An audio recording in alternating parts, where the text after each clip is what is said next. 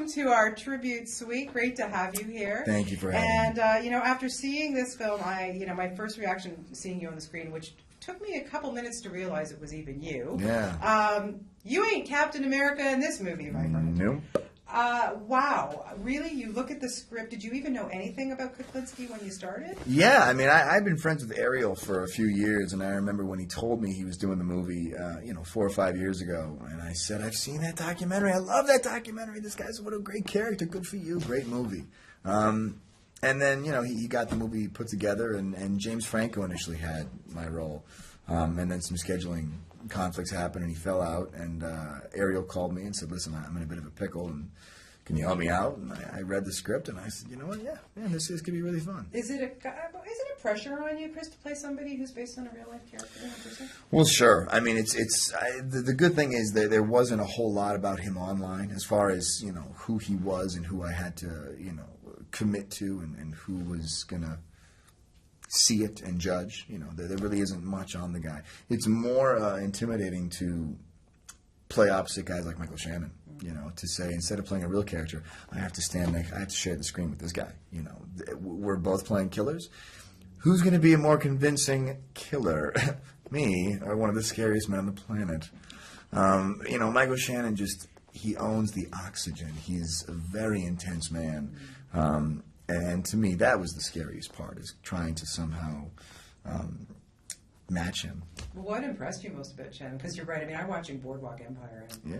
I mean, everything he does. Everything he does. Is he can just do nothing, and I watch it. I'm interested, the thing about Michael is his commitment. He's uncompromising. When he comes to set, he's there to work. He's not joking around and laughing in between takes. He's in a certain zone. He's in a certain headspace, and he's there until you wrap. Once you wrap, he's the nicest guy. Well, cupcake.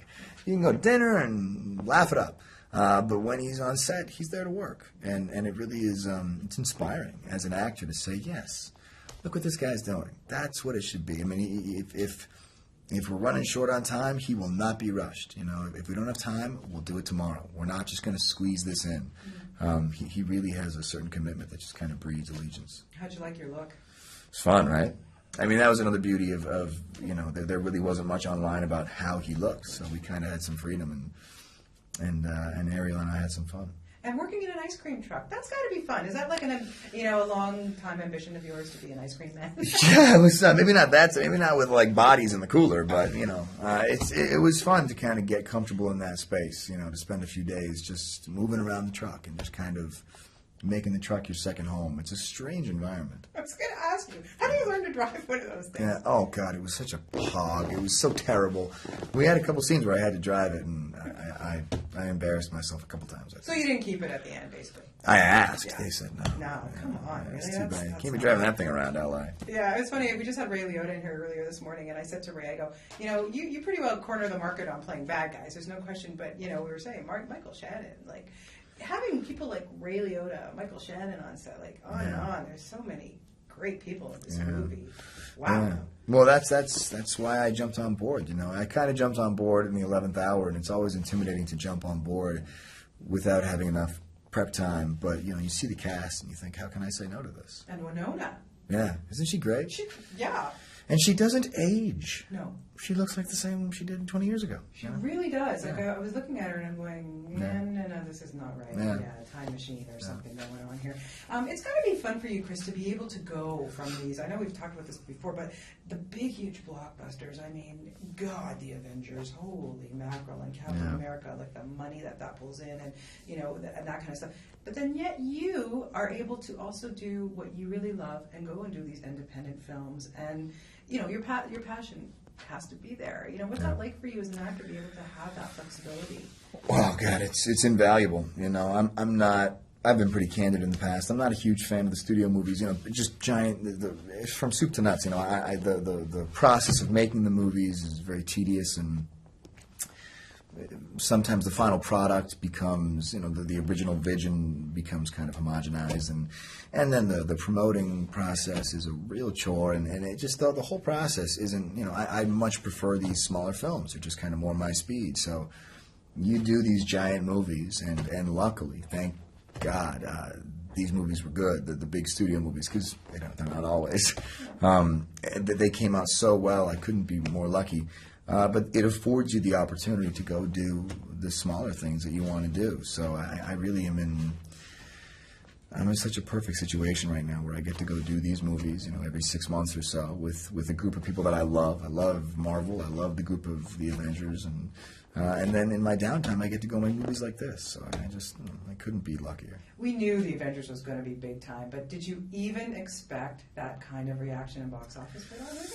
No, God, no. I mean, I go into every movie thinking it's going to be the worst thing in the world. You hope it's going to be great, but the fact is, if it was easier to do, there'd be more good movies. But making a movie is a giant collaboration of all these creative people, all these cooks in the kitchen, and it's unfortunate but true. Often when I go to the movies, you leave disappointed. It's just like, meh. Most times the best movies I see are at festivals like this. You go to a big blockbuster summer movie, what are the chances of you walking out disappointed? Pretty good, in my opinion. And so when you jump on board to a giant studio film, you think, what are our chances? What are the chances that this is going to come out good? And it's unfortunately slim.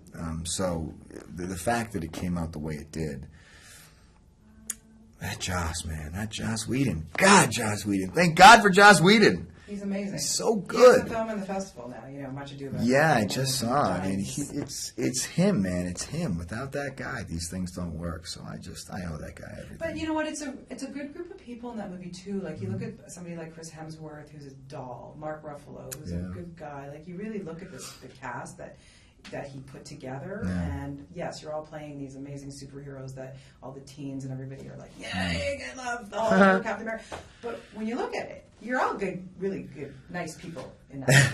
Like seriously, it's all of a sudden. We're Nazis. Don't tell anybody. That's what I thought. Okay, the truth comes out. So how do you do it, Chris? Like you've got to be really pumped up to play, Captain America. I'm dreading it. This is what I keep thinking. We start Cap 2 in March, so come January, I have to get back in that routine, and all I'm thinking about is the future movies. Like, God, how am I going to keep getting big? It's such a chore. It's such a chore. I hate to admit it, but it's not easy. It's months and months of just lifting heavy stuff and not looking forward to it. But, it's worth it because I am happy with the movies and I do love the characters. So come January, my life is going to be different. Back in the gym. Back in the gym. Getting 8 hours. I mean, it's such a commitment. It really is top to bottom. It's not just lifting. It's sleep is so important. Sleep is your diet is important. It's a complete commitment, and so it's a chore. But what am I saying? It's good problems. Good problems to have. Yeah, what am I saying? seriously. Oh, it's just so difficult. I'd much rather be in the coal mines. If you need a Mrs. America, What I'm a there for you. dick. You look like your career, man. Like I say, you're mixing it up. You do so many great things. What was it for you, Chris, that was the defining role that basically changed your life?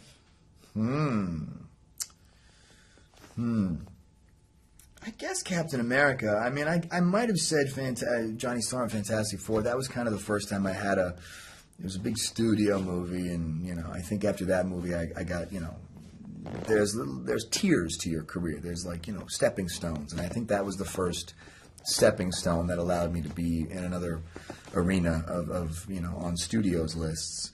So I guess on an industry scale, I'd say Fantastic Four. I'd say on a more public scale, probably Captain America. I was your co-star in Fantastic Four. And you nailed it. I was like a reporter. Really? Blink and you missed me, but I was there. I was on set for that in Vancouver. We shot that. Yeah. Coming up next. Now you also have something with Alison Pill, I understand. Yes, yeah. Snowpiercer. Snowpiercer is it's Alison Pill, it's Ed Harris, and Tilda Swinton, and Octavia Spencer, and it's a really interesting movie. It's very different. Very different, but I think it's going to be fantastic. Can you tell me a little bit about it? Sure. It takes place in the future. It's kind of a heightened reality. All of society lives on a train. The world is frozen over, and it's kind of like an allegory for social structures where the poorest people are in the back of the train, and as you move forward in the train, classes increase, and there's a revolution, a revolt from the people in the back of the train to the front of the train, and it really is. It's a very clever movie. And it's very different and very strange, but really interesting. How'd you like working with Allison? She's fantastic. It's my second time. We did Scott Pilgrim with her, and she's just so good. And her character in Snowpiercer is great. She's perfect in it. Yeah, have you been watching The Newsroom? No, I haven't. Is it great? Aaron Sorkin. Yeah, can't go wrong. We talk Joss Whedon, I say Aaron Sorkin. There you go. Really, Yeah. There's no other. And are you doing something with Michelle Monaghan? Is that Yeah, we start that in about 3 weeks. This movie called A Many Splintered Thing. You know, I read so many scripts, and this one script was just so different. It was just so unique. I guess it's a romantic comedy, but it's kind of like the opposite of a romantic comedy. I don't know. It's going to have a lot of interesting cinematic devices, you know, in the vein of like an Amelie or, you know, like 500 Days of Summer, where the camera has a lot of heavy lifting to do, and it's just going to be unique. There's narration throughout, and it's kind of told in the first person, and it's just interesting and different. And I just think the world of Michelle. I think she's fantastic. You're a busy man. I guess. When do you have time to do Chris Evans stuff? Like You'd be surprised. I'm pretty lazy. I got a lot of downtime. You're not lazy. You'd be surprised. So is it a redundant question to ask which director has been the most influential in your life?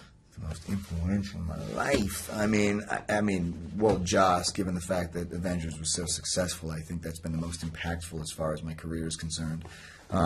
In terms of one-on-one connections and that actual, you know, intimate work. Danny Boyle was pretty fantastic. When I did Sunshine back in 2005, Danny Boyle was just a really fantastic man to work for as an actor. Not to say Joss isn't, but Danny really had an impact. Yeah, he's an amazing director. Yeah. Well, you know, congratulations to you on everything. We are so psyched to see, you know, everything, but of course, more Captain America, more Avengers, everything. I mean, you can't get enough of those guys. It's so much fun to watch it. Thank you. And we have a lovely parting gift for you. Look at this. Am I getting luggage? You do. Am I getting luggage? I'll take it. I need it. Can never go wrong with luggage.